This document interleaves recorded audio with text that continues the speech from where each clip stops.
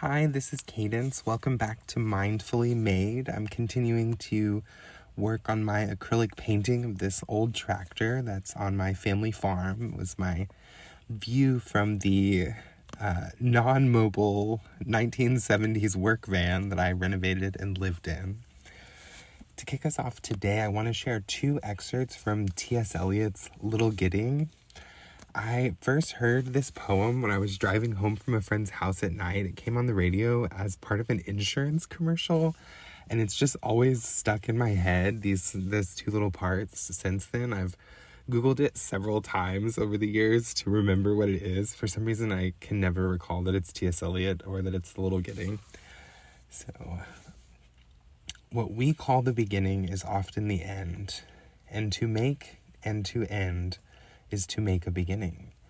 The end is where we start from, and every phrase and sentence that is right, every word is at home, taking its place to support the others. We shall not cease from exploration, and the end of all our exploring will be to arrive where we started, and know the place for the first time, when the last of earth left to discover is that which was the beginning, at the source of the longest river, the voice of the hidden waterfall, and the children in the apple tree. So I love the line, and know the place for the first time, when the last of earth left to discover is that which was the beginning. I feel like when I first moved home from New York, I could see new potential in being home, but also I felt like I saw my hometown through new eyes. Like it's a new place because I'm a new me. I'm a queer identifying non-binary person that lives in a small town. So how I saw everything growing up, I think as a result of like many different things, right? The town has moved forward with time and become slightly more progressive. I'm not a kid anymore without autonomy. I'm an adult and I'm more confident and I know who I am. So I'm not asking for approval or validation anymore. I'm presenting myself as I am to this environment that is the same place, but it is a new place and I am a new me. So I see it with new eyes. Yes, I just really love that idea. It also made me think back on what motivated me to go to New York in the first place and what I wanted to do and what inspired me and what my thinking was when I first set out on my journey. And I realized I wanted to go accomplish something so big that validated me, so that I felt like I had the right to be me. Like, I grew up very poor, literally because of financial issues. They towed our mobile home away and we lived in a shop, very poor, dirt poor. Sometimes the electricity got cut off. And so when I moved to New York, I first started doing costume design, and eventually I ended up working at a law firm. And I was surrounded by all these people that had a very different background than me, or at least now that I can look back on it with more wisdom, I had the assumption that they had a different background than me. I don't actually know the backstory of all these people that I was working with, but the people that I did know their story, didn't grow up having their mobile home towed away and the electricity cut off. And instead of having the pride that I have now in my origin story, I had a lot of shame.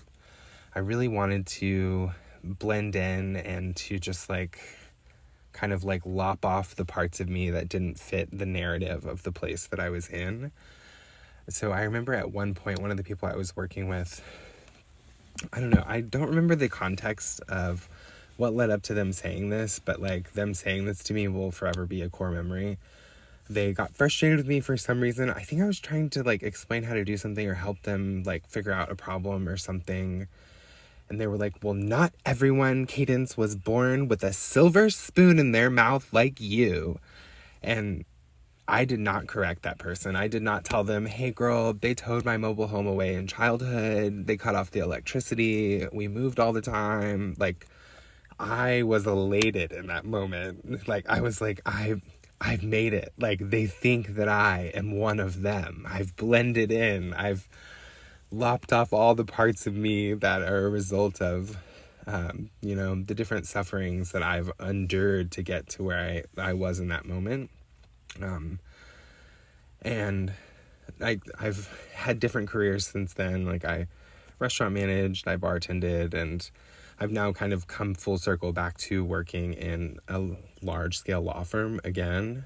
And I've been very deliberate about not altering my origin story or who I am to make other people comfortable. So like when we've had to like group questions or like share different things, like I still have to some degree, right? Like there's this, one of the apartments that I lived in with my mom when I was a kid after my dad had kicked me out, became horribly infested with roaches. And the story is so gross. Skip ahead, I would say like 30 seconds if you're not like, if it's gross, if roaches are a thing you cannot hear a story about. But basically I took a drink of something and I thought there was a lime wedge in my soda and I like bit down on it, but it crunched, and lime's not supposed to crunch. And then I spit it out and it was a roach and it crawled away. So that is a story that happened in my childhood, actually. And so I didn't, like, we were all going around telling these like goof stories, and I did choose to tell that story. I did reframe it as like my first apartment when I was in New York, or maybe an apartment when I was in college. Like, so I did still buffer myself to provide them some extra like small layer of comfort, that it wasn't like me as a child, it was like me as like a young adult, like figuring it out. I think we're all telling stories about our like kind of like the horror stories of our first apartments, and so I like extrapolated that story from my childhood. So I think that by making it me in adulthood as like a young, like striking out on my own, as opposed to like my parents' inability to like keep me in a place that wasn't infested horribly with roaches, was still for their comfort to some degree. But I liked that I didn't feel fearful to allow like parts that used to be shameful be parts of my narrative that I told authentically. And so that was a big win for me. Yeah. And well, look at me. Here I keep going with this thing. I will be finishing this painting in, it looks like, for you, 40 seconds-ish. For me, it's probably another like hour or two. I hope that you know that you're absolutely worthy and that you don't have to change your narrative or your origin story to make somebody comfortable. And please feel free to authentically show up as yourself in whatever space you are. And I do acknowledge that sometimes it is more challenging, and it's a lot easier said than done. So I feel for you on that front as well. But please know, like, you're worthy. Your story is worthy, and you have absolutely nothing to be ashamed of. Have a wonderful day. Bye.